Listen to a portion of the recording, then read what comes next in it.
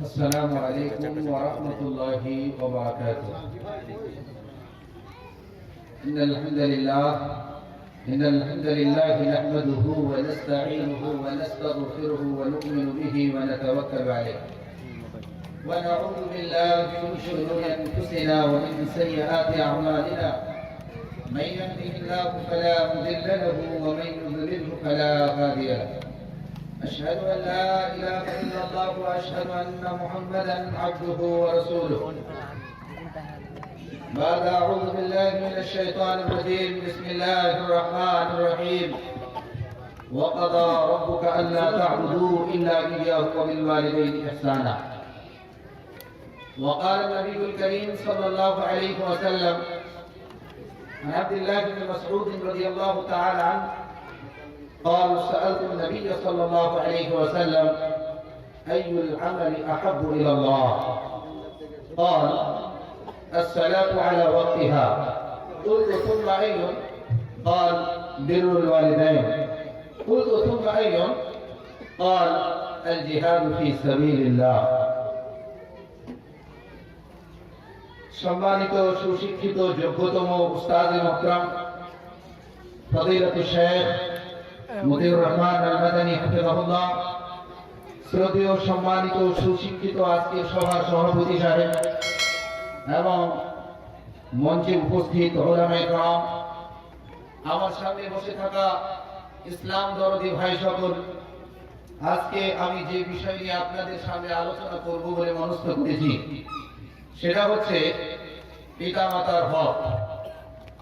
আমরা আমাদের এলাকার দিকে যদি তাকাই তাহলে সমীক্ষা করলে, পর্যবেক্ষণ করলে এ কথা প্রমাণিত হবে যে আজকাল সন্তানেরা পিতামাতার হক আদায় করছে না। কোন ছেলে পিতামাতাকে ধমক দিচ্ছে, আবার কেউ তিরস্কার করছে, আবার কেউ কেউ নিজের পিতামাতাকে বাড়ি থেকে বের করে দিচ্ছে। এ ধরনের ঘটনাও আমরা গ্রামে দেখে থাকি।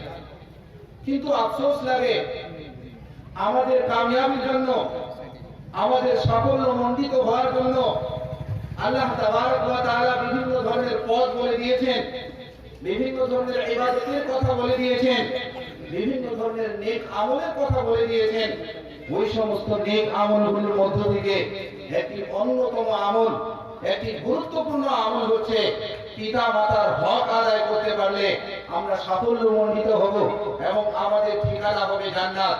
সেই পথটাকে আমরা ভুলে গিয়েছি এবং চলা ফেরা, উঠা বসায়, আনাচে কানাচে, গ্রামে শহরে যেখানে সেখানে পিতামাতা নিয়ে গুজব চলছে, গীবত চলছে এবং পিতামাতাকে নিয়ে বিভিন্ন ধরনের কথা বলা হচ্ছে, যে কথাগুলো জবান দিয়ে বলাটা উচিত ছিল না। সম্মানিত দিনী ভাইয়েরা, আমি আমার আজকের বক্তব্য কোরআনুল কারীমের আয়াতের দ্বারা সূচনা করতে চাই। আল্লাহ তাবারক ওয়া তাআলা বলেছেন, আপনাদের মনোযোগ চাচ্ছি এবং যে সমস্ত লোকেরা স্টেজে এখানে উপস্থিত নেই তাদের কাছে বিনীত অনুরোধ করব যে আপনারা তাড়াতাড়ি করে মজলিসে এসে উপস্থিত হয়ে যান এবং গুরুত্বপূর্ণ আলোচনা হবে। এই আলোচনাগুলো শ্রবণ করার পরে সেটাকে আমলে পরিণত করার চেষ্টা করব। আল্লাহ তাবারক ওয়া তাআলা কোরআনুল কারীমের মধ্যে বলেন, ওয়া কাযা রাব্বুকা আল্লা তা'বুদু।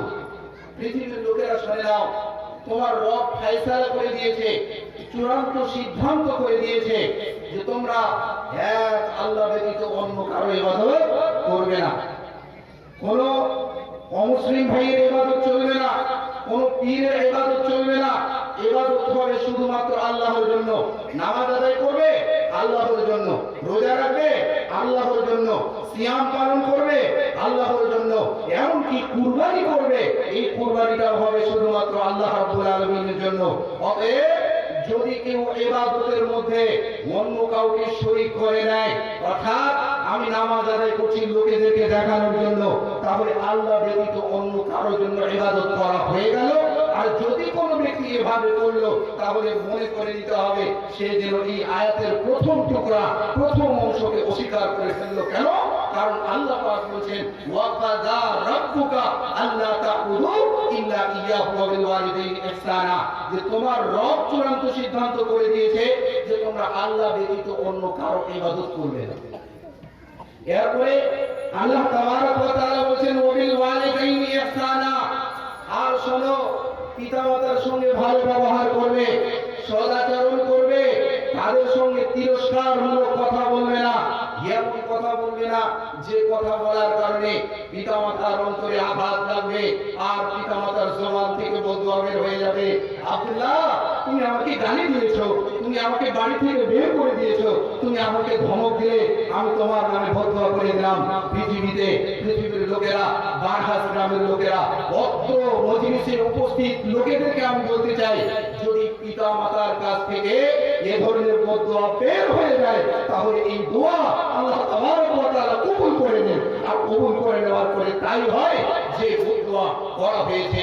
অতএব পিতা মাতার সঙ্গে ভালো ব্যবহার করতে হবে, খারাপ ব্যবহার করলে চলবে না। আমি আপনাকে বলতে চাই পিতা মাতার সঙ্গে সৎ আচরণ করতে হবে, ভালো ব্যবহার করতে হবে। এই জন্যই তো বিশ্ব নবী বলেছিলেন, হযরত আব্দুল্লাহ ইবনে মাসউদ রাদিয়াল্লাহু তাআলা আনহু বলেছেন, আইয়ুল আমালি আহাব্বু ইলাল্লাহ। বিশ্ব নবী, আমি আপনার কাছে জানতে চাই, বলুন তো আল্লাহর নিকটে সবথেকে পছন্দনীয় আমল কোনটি?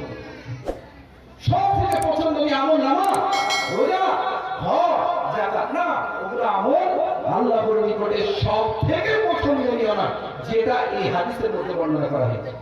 কি তাহলে? বিশ্বনবী বললেন যে আল্লাহর নিকটে সবথেকে পছন্দনীয় আমল হচ্ছে সময় মতো নামাজ আদায় করা। ওই সমস্ত লোকেরা যারা আযান শোনার পরে ঘরে বসে আছে, চিন্তায় মগ্ন আছে, আরে জামাত শুরু হওয়ার তো এখন 20 মিনিট রয়েছে, 20 মিনিট হোক, তারপরে আমি তাড়াতাড়ি করে মসজিদে চলে যাব, ওযুখানা তো ওখানে রয়েছে, তাড়াতাড়ি করে ওযু করব এবং জামাতের মধ্যে শরীক হয়ে যাব। প্রিয় দিনী ভাইরা, এটা আল্লাহর নিকটে পছন্দনীয় আমল নয়। আল্লাহ রাব্বুল আলামিন বলছেন বিশ্ব নবীর মারফতে, পছন্দনীয় আমল হচ্ছে, আল্লাহর নিকটে মাহবুব আমল হচ্ছে সালাত আদায় করা সময় মতো। আসসালাতু আলা ওয়াক্তিহা, সময় বের হয়ে যাওয়ার পরে নামাজ আদায় করলে সেটা আল্লাহর নিকটে পছন্দনীয় আমল নয়।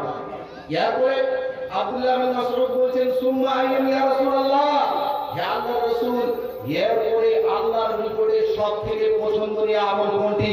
তখন বিশ্বনবী বলেছিলেন, বিরুল ওয়ালিদাইন, পিতামাতার সঙ্গে ভালো ব্যবহার করা, নেক ব্যবহার করা, তাদের সাথে তিরস্কারমূলক কথা না বলা।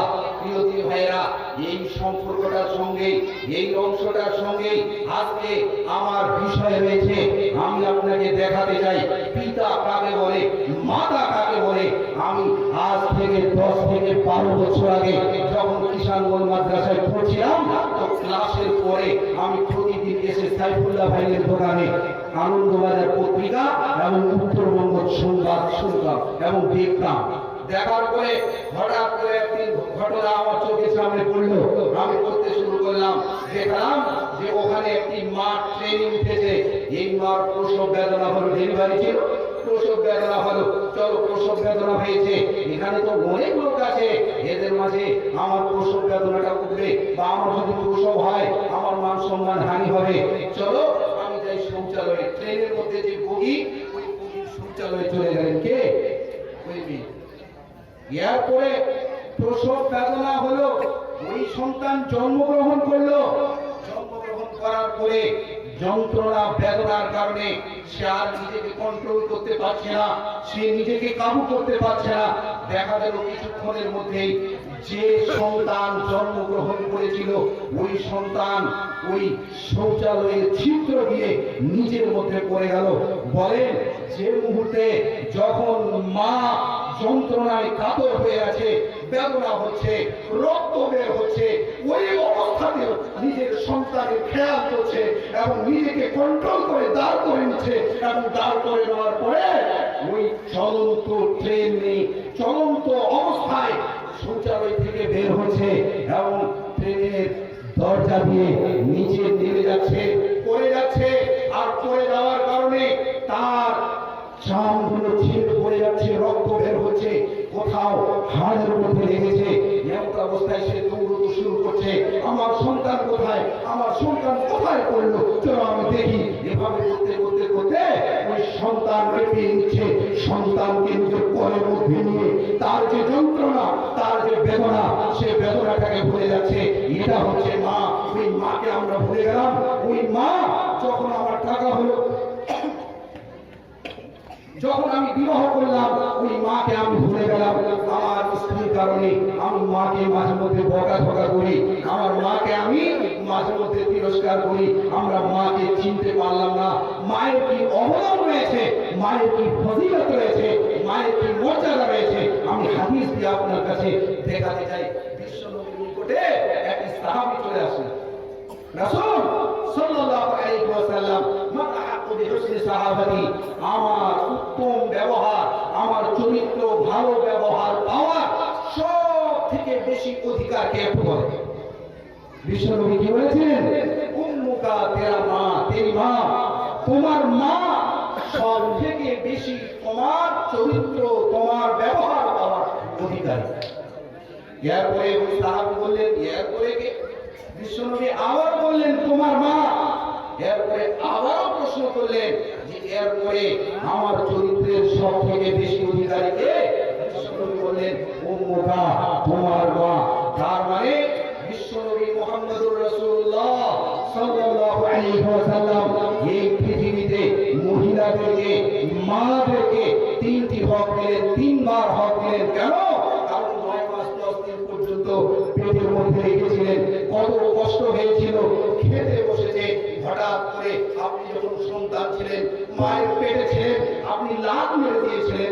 লাত মেরে দেওয়ার কারণে ওই যে মাংস ভাত, গরুর মাংস এবং পোল্ট্রি মাংস, যে মাংসটাকে আপনি পছন্দ করেন, ওই মাংস সামনে রয়েছে, খেতে শুরু করেছে, হঠাৎ করে পেটে লাত মারলো, যন্ত্রণা হলো, বেদনা হলো। তবে এই যন্ত্রণা এবং বেদনাকে লাত মেরে দিয়ে সে নিজের সন্তানের জন্য বাড়ির ওই বিছানার মধ্যে দিয়ে শুয়ে গেল। খানাটাকে, খাওয়া দাওয়াটাকে, খাদ্যটাকে লাত মেরে দিল। ইনি হচ্ছেন মা। এজন্যই বিশ্বনবী এই পৃথিবীতে মহিলাদেরকে অধিকার দিয়েছেন। আর আজকালকার কিছু চ্যানেলওয়ালা রয়েছে, কিছু লোক রয়েছে বলে ইসলাম মহিলাদেরকে অধিকার দেয়নি। আরে ভাই, মহিলাদেরকে অধিকার দেয়নি এই হাদিসটা একবার যদি তুমি শুনে নিতে আর একবার যদি তুমি পড়ে নিতে, তাহলে তোমার জবান থেকে, তোমার চ্যানেল থেকে এ ধরনের খবর শেয়ার হতো না যে মহিলাদের অধিকার দেওয়া হয় ইসলামের ভিতরে। আসলে এটা ভুল, এ কথা ঠিক নয়। আমি আপনাকে বলতে চাই, ইসলামে মা বাবার অনেক হক রয়েছে। এই হকগুলো যদি আপনি পালন করতে পারেন, তাহলে আপনি জান্নাতি হতে পারেন। আর যদি আপনি এই হকগুলো পালন না করতে পারেন, তাহলে পিতামাতার কারণে হতে পারে আপনি জাহান্নামে চলে যাবেন। একটি ঘটনা আমি আপনাদেরকে শোনাই।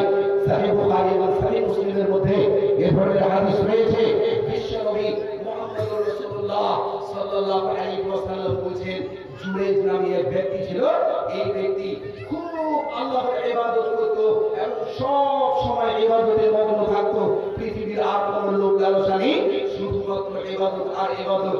একদিন হঠাৎ করে তার নাম এসে বলছে, জুরেজ।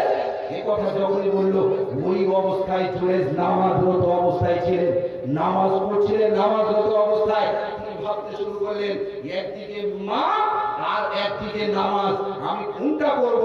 বলেন ভাইরা আমার, ফরজ নামাজের পরে নফল নামাজ, সুন্নতি নামাজ, এই নামাজগুলোর থেকেও বেশি অতি উত্তম এবং ফজিলতময় জিনিস হচ্ছে মায়ের অনুসরণ করা, মায়ের ইত্তেবা করা। জুরেজ দেখলো একদিকে মা ডাকছে, আরেকদিকে আমি নামাজ আদায় করছি, কি করব ভেবে পেল না। শেষ পর্যন্ত সে নামাজরত অবস্থায় থাকে। নামাজ পড়লো, অর্থাৎ মায়ের কথা শ্রবণ করলো। দ্বিতীয় দিন আবার মা চলে আসলো। ওই দিন আবারও নামাজরত অবস্থায়, নামাজরত আছেন, আবার দেখছেন একদিকে মা আর একদিকে নামাজ। আমি কি করবো? শেষ পর্যন্ত আমার ভাইরা, আমার বন্ধুরা, সে নামাজের মধ্যেই রত থাকলো, আবার মায়ের কথা শ্রবণ করলো না। অথচ সে নামাজ আদায় করছে। নামাজ তো ভালো জিনিস, কারণ নামাজ পরিপূর্ণই হচ্ছে আল্লাহ রাব্বুল আলামিনকে ডাকা। নামাজের মধ্যে আল্লাহকে ডাকা হচ্ছে, একদিকে মা ডাকছে, আর সে নামাজকে অগ্রাধিকার দিল, নামাজকে প্রাধান্য দিল। আমার ভাইরা, আমার বন্ধুরা, এরপরে কি হলো জানেন? এরপরে তৃতীয় দিন আবার মা ডাকছে, নামাজরত অবস্থায়, তৃতীয় দিনও নামাজরত অবস্থায়। জুড়ে আবার মনে করলো যে একদিকে মা একদিকে নামাজ, নামাজ তো ভালো কথা, নামাজ ইবাদত, তাহলে কি করে একটু ভাবি। শেষ পর্যন্ত সে আবার নামাজকেই প্রাধান্য দিল। তখন মায়ের কাছ থেকে, মায়ের সোহান থেকে বদুয়া বের হয়ে গেল, তোমার নামে বদুয়া করে দিচ্ছি। আল্লাহ রাব্বুল আলামিনের কাছে বদুয়া করলেন, রাব্বুল আলামিন জোরে যতক্ষণ পর্যন্ত বেশ্যা মেয়ের মুখ না দেখে নেয় ততক্ষণ পর্যন্ত তার যেন মৃত্যু না হয়, এই বদুয়া করে দিলেন। আর এই বদুয়া আল্লাহ রাব্বুল আলামিন কবুল করে নিলেন। আমার ভাইরা, আমার বন্ধুরা, আমি বলতে চাই এরপরে কি হলো জানেন? ওই এলাকার মধ্যে একটা বেশ্যা ছিল। এই বেশ্যা লোকেদেরকে বললো, আরে ভাইরা শোন, তোরা কি চাস যে এই লোকটাকে আমি খারাপ মধ্যে দিয়ে দিই, এর দ্বারা খারাপ কাজ করিয়ে নিই, এর দ্বারা কুকর্ম করিয়ে নিই, তোমরা কি চাও? লোকেরা বললো, অবশ্যই এর দ্বারা কুকর্ম করিয়ে ফেলো। তখন ওই বেশ্যা মহিলা চলে যাচ্ছে কার কাছে? জুরাইজের কাছে। আর বলছে, জুরাইজ, আমি আমার চেহারাটাকে, আমি আমার শরীরকে, আমি আমার পরিপূর্ণ উপাদানকে তোমার জন্য সেবা করে দিলাম। তুমি এই শরীরকে নিয়ে যা করতে চাও করতে পারো। আমার ভাইরা, আমার বন্ধুরা, বলুন তো, যার মহব্বত আল্লাহর ভিতরে আছে, যার মহব্বত কোরআনের নিজের অন্তরের ভিতরে আছে, যার মহব্বত রাসূলের আছে অন্তরের ভিতরে, সে কোনোদিন কি কুকর্ম করতে পারে? করবে ভাই? যারা কুকর্ম করবে, সে কুকর্ম করবে না। জুরাইজ কোনো মতেই তৈরি হলেন না, প্রস্তুত হলেন না। তখন এই বেশ্যা মেয়ে কি করলো? পাশে একটা রাখাল ছিল, যে রাখাল ছাগল চড়াতো, এই রাখালের কাছে গিয়ে কুকর্ম করে ফেলে। কুকর্ম করার কারণে ডেলিভারি হলো। এরপরে যখন ওই সন্তান জন্মগ্রহণ করলো, তখন লোকেরা জিজ্ঞাসা করলো, ও মেয়ে, এটা কার সন্তান বলতে হবে তোমাকে, তোমার তো বিয়ে হয়নি, এই সন্তানটা হঠাৎ করে আসলো কথা থেকে, একটু তাড়াতাড়ি করে বলো। তখন ওই বেশ্যা মেয়ে জুরাইজকে ফাঁসানোর জন্য, জুরাইজকে জালের মধ্যে বেঁধে দেওয়ার জন্য, জুরাইজকে সারা এলাকার মধ্যে খারাপ করার জন্য কি করলো? এই বাচ্চাটা হচ্ছে জুরাইজের। মিথ্যা কথা বললো। আমার বন্ধুবার ভাইরা, ভক্ত এলাকায় অনেক লোক আছে যারা ভালো কাজ করে, এমন খারাপ কাজ রয়েছে। আপনি বলুন তো, একটা লোক যদি 100টা ভালো কাজ করে আর ওই লোকের মধ্যে 2টা খারাপ কাজ থাকে, তারপরে আপনি ওই 2টা কাজই কেন দেখছেন? ভালো কাজটাকে কেন দেখছেন না? 98টা ভালো করেছে, ওই 98টা ভালো নাম নাই, আর ও এটা করে নিয়েছে, আর ও ওটা করছে, এভাবে করে বদনাম করা হচ্ছে এলাকায়, যেটা ঠিক নয়। দেখেন, এখানে জুরাইজকে ফাঁসানো হচ্ছে। তো যারা সত্যিকারী আল্লাহর পথে চলে, তাদেরকে কেউ কোনোদিন ফাঁসাতে পারবে না। আর যদি ফাঁসিয়েও দেয়, তাহলে এটা সাময়িক হবে। আর তারপরেও যদি ফাঁসিয়ে দেয়, তাহলে এই পৃথিবীর জন্য ফাঁসানো হলো, আর আখিরাতের কামিয়াবিটাই হচ্ছে প্রকৃত কামিয়াবি। এই পৃথিবীতে ফাঁসিয়ে দিলে তো ঠিক আছে, এরপরে তো আমার মৃত্যু হবে, তোমারও মৃত্যু হবে, আল্লাহর কাছে উপস্থিত হতে হবে। একদিকে থাকবে আসহাবুর রহমান বুখারী, আর যে ব্যক্তি আমার উপরে জুলুম করেছিল ওই ব্যক্তিকেও পাশে নিয়ে আসা হবে। তো যাই হোক, আমি যে কথাটি বলছি, জুরাইজকে ফাঁসিয়ে দেওয়া হলো। লোকেরা তাড়াতাড়ি করে গেল জুরাইজের ওই গির্জা ঘরে, গির্জা ঘরটাকে ভেঙে দিল, আর ভেঙে দিয়ে জুরাইজকেও মারতে শুরু করলো। জুরাইজ বলল, আরে আমাকে কেন মারছো? কারণটাকে একটু তাড়াতাড়ি করে বলে দাও। তখন লোকেরা বললো, হ্যাঁ, তুমি এমন কথা বলছো, তুমি তো কুকর্ম করেছো এই মহিলাটার সাথে, যার কারণে এই সন্তান জন্মগ্রহণ করেছে। তখন জুরাইজ বলল, তোমরা আমাকে একটু সময় দাও। কি সময়? 2 রাকাত নামাজ আদায় করবো। নামাজ আদায় করার পরে ওই সন্তানটাকে কাছে নিয়ে আসা হোক, আর ওই মহিলাটাও থাকবে, বেশ্যা মহিলাটাও থাকবে, সবাই থাকবে উপস্থিত। আর নামাজ আদায় করার পরে এই ফয়সালা হবে, এই সিদ্ধান্ত হবে। অতএব নামাজ আদায় করলেন। জানি না নামাজের মধ্যে কি দোয়া করেছিলেন, যে দোয়াগুলো আছে ওটা তো করেছেন, তারপরে আর অন্য কোনো দোয়া করেছেন কিনা সেটা আমার জানা নেই। আমার বন্ধুরা ভাইরা, নামাজের পরে জুরাইজ বলছে, ও লোকেরা, সন্তানটাকে একটা কাছে নিয়ে এসো। যখন কাছে নিয়ে আসলো, তখন সন্তানকে একটু হাত দিয়ে কুটকি মারলো, হালকা ভাবে মারলো। এই সন্তান, বল তোর বাবাকে, তোর পিতাকে বল। তখন ওই সন্তান কথা বলছে। 3টি ছেলে, 3টি সন্তান, মানে কিছুদিনের মধ্যেই কথা বলেছিল, তার মধ্যে থেকে একজনই এই সন্তানটা কথা বলছে যে আমার পিতা হচ্ছে, আমার বাবা হচ্ছে ওই ছাগল রাখাল, ওই রাখাল। আমার বন্ধুরা ভাইরা, যখন এই দৃশ্য দেখতে পেল লোকেরা, তখন নিজে আফসোস করতে লাগলো, আর আমরা কেন ওই জুরাইজের গির্জা ঘরে ফেলে দিলাম, জুরাইজকে কেন মারধর করলাম, এইভাবে করে তারা আফসোস করতে লাগলো, দুঃখ করতে লাগলো। আরে বলে আমাদের ভুল হয়ে গেছে, একটা কাজ করি, তোমার ওই গির্জাঘরটাকে স্বর্ণ দিয়ে বানিয়ে দিই, স্বর্ণ। তখন জুরাইজ বলেছিলেন, না, স্বর্ণের বানানোর দরকার নেই, যেভাবে আমার গির্জাঘর আছে ওইভাবেই আমার গির্জাঘরটাকে বানিয়ে দাও। আমার বন্ধুরা ভাইরা বলছি, যদি পিতা মাতা আছে এই পিতা মাতার সঙ্গে খারাপ ব্যবহার করবেন না। যদি পিতা মাতার কাছ থেকে বদদুয়া বের হয়ে যায় তাহলে এই বদদুয়া আল্লাহ রাব্বুল আলামিন কবুল করে নেবেন। যা জুরাইজের সঙ্গে ঘটলো, আমি বলতে যাচ্ছি সাময়িকভাবে হলেও জুরাইজকে কিছুক্ষণের জন্য দুঃখ, বেদনা, যন্ত্রণা, আফসোস করতে হয়েছে। এটা কেন হলো? এটা এজন্যই হলো যে বিশ্বনবী মুহাম্মদুর রাসূলুল্লাহ সাল্লাল্লাহু আলাইহি ওয়াসাল্লাম বলেছেন, মায়ের বদদুয়া আল্লাহ রাব্বুল আলামিনের নিকটে কবুল হয়ে যায়। আর মায়েদেরও কিছু খারাপ ব্যবহার আছে, হালকা কিছু হলো তাড়াতাড়ি করে সন্তানদের উপরে বদদুয়া করতে শুরু করলো। আমার বন্ধুরা ভাইরা, এইভাবে বদদুয়া করাটা ঠিক নয়। এরপরে আমি আপনাকে বলি, বিশ্বনবী মুহাম্মদুর রাসূলুল্লাহ সাল্লাল্লাহু আলাইহি ওয়াসাল্লাম বলেছেন, ওই লোকটা ধ্বংস হয়ে যাক, ওই লোকটা বরবাদ হয়ে যাক, ওই লোকটা মরে যাক, ধ্বংস হয়ে যাক। সাহাবীরা জিজ্ঞাসা করলেন, এইরা মান ইয়া রাসূলুল্লাহ, কোন ব্যক্তি ধ্বংস হয়ে যাক, একটু তাড়াতাড়ি করে বলেন। বিশ্বনবী বললেন, মান আদরাকা ওয়ালিদাইহি, যিনি নিজের পিতামাতাকে বৃদ্ধাবস্থায় পেল, বৃদ্ধ অবস্থায় পেল, তারপরে তাদের খিদমত করে নিজেকে জান্নাতি বানাতে পারলো না, সে ধ্বংস হয়ে যাক, সে বরবাদ হয়ে যাক। তার মানে কি, বিশ্ব নবীও বলছেন ওই ব্যক্তি, যে ব্যক্তি নিজের মা বাবাকে বৃদ্ধ অবস্থায় পেল, ওই বৃদ্ধ অবস্থায় পাওয়ার পরে খিদমত করে জান্নাতি বানাতে পারলো না, সে ভালো লোক নয়, সে ধ্বংস হয়ে যাক।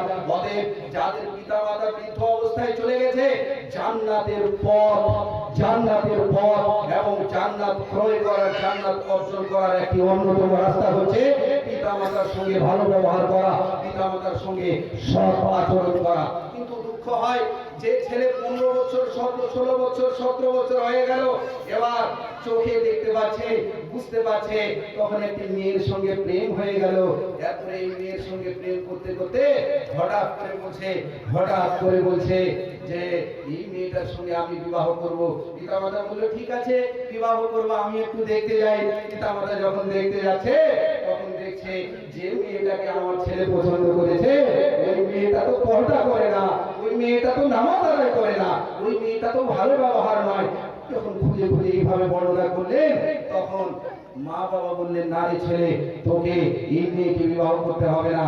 তখন ওই ছেলেটা কি করে, পিতাকে গুলি মারো, মাকে গুলি মেরে দাও, না তোমাদের কথা আমি মানবো না, চলো মেয়েকে ফেরার করে নিয়ে এসো, মেয়েকে নিয়ে পালিয়ে যাই কলকাতা, মেয়েকে নিয়ে চলো বর্ধমান। কিছুদিন থাকলো, পিতামাতা মেনে নিয়ে বাড়ির মধ্যে নিয়ে আসলো।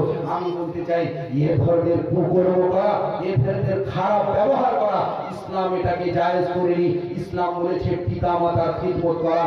আর এই জন্যই তো বলেছে আল্লাহ তাবারক ওয়া তাআলা, তোমরা উফ পর্যন্ত বলিও না, উফ শব্দটি বলা যাবে না, কারণ উফ শব্দটি আল্লাহ তাবারক ওয়া তাআলা ইনকার করে দিয়েছেন, বলা যাবে না, অস্বীকার করেছেন।